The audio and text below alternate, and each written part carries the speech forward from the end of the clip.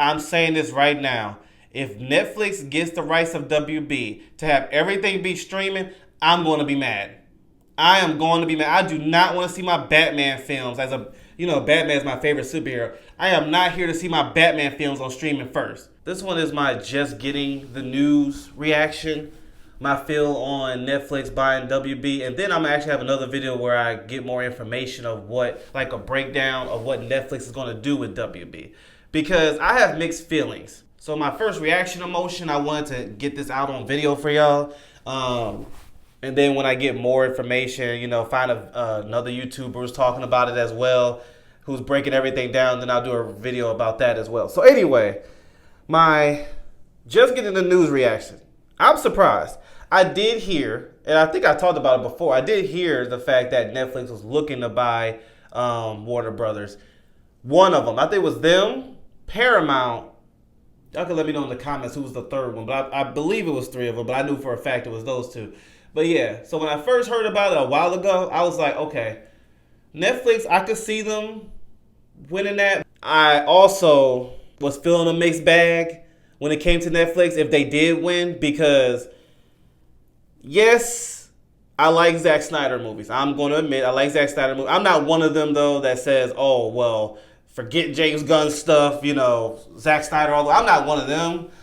I'm not a diehard fan, but I do like a lot of his movies. I felt good with that, knowing the relationship that Zack Snyder has with Netflix, that maybe they'll finish the Zack Snyder projects. Wasn't holding my breath too hard on that, but it's a possibility.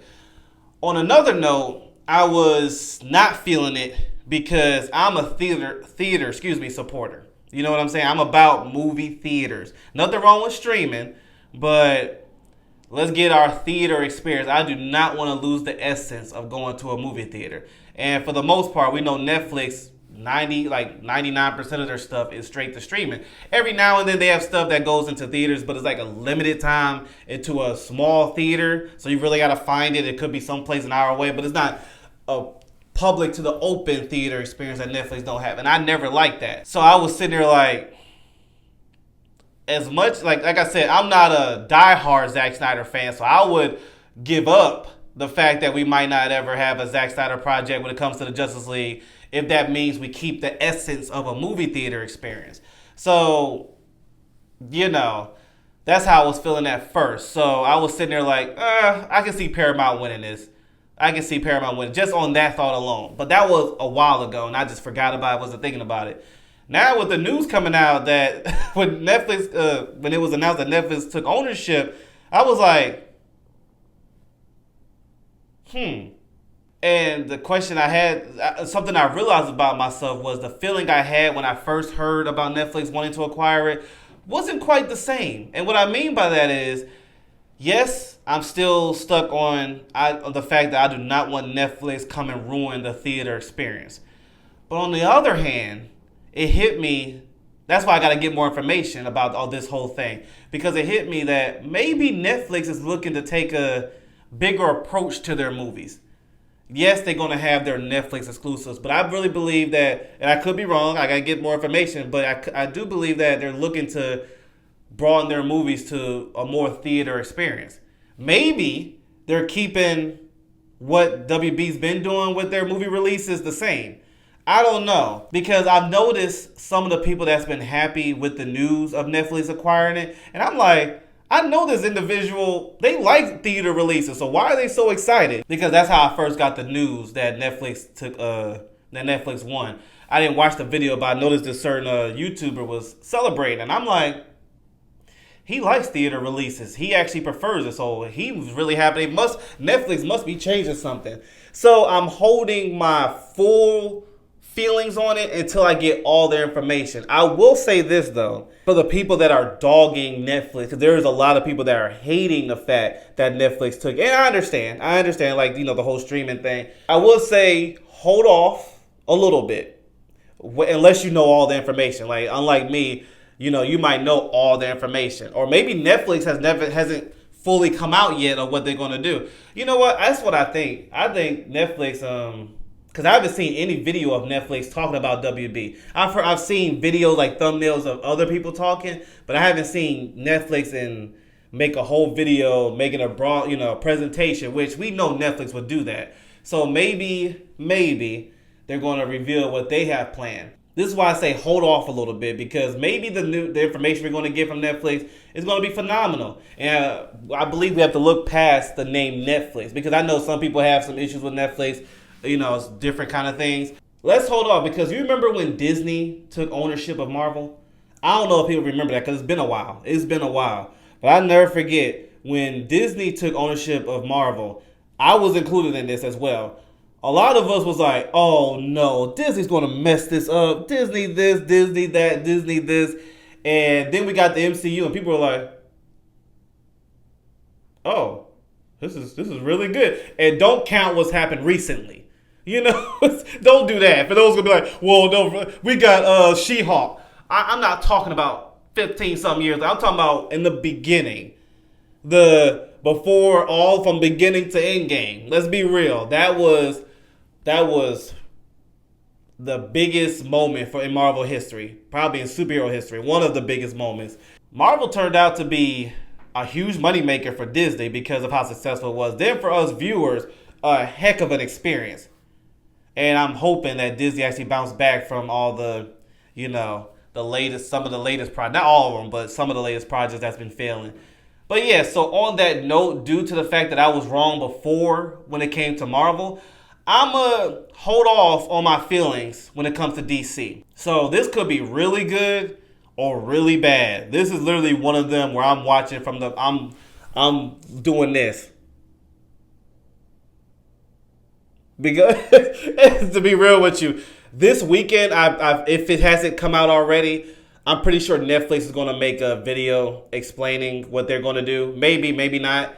But right now, the only videos I've seen about it are other YouTubers talking. I haven't watched their video, but I'm talking about like thumbnails. And when I went on Netflix's page, I don't see anything on Netflix's page talking about it yet. So I'm looking forward to covering more details of what's going on here. So my reaction is I'm a little questionable about it, but I'm not off the rails. I am interested to know what's going to happen with James Gunn's universe. That's going to be interesting to see. Personally, if Zack Snyder comes back, I don't know. This is just a thing. If Zack Snyder comes back to finish what he was already doing, I would take that more than James Gunn's universe. Like I said, I wasn't the biggest fan of the Superman movie.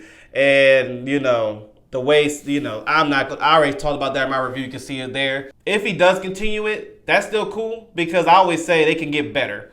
Not every superhero movie that doesn't please my eyes, I should guess like you could say it, I don't believe should get canceled. I think they can just make some adjustments to make it better. So, and I said that in my review. I was like, I hope James Gunn fixes some things. If they fixed a few things in Superman, I believe that movie would have been fantastic. But you can see my review on it to see what I was talking about with that one. But I will say this, on a business term, I can see them going a different direction with James Gunn's universe. Only to the fact, not for no Zack Snyder, like forget all that. Like I ain't about that back and forth.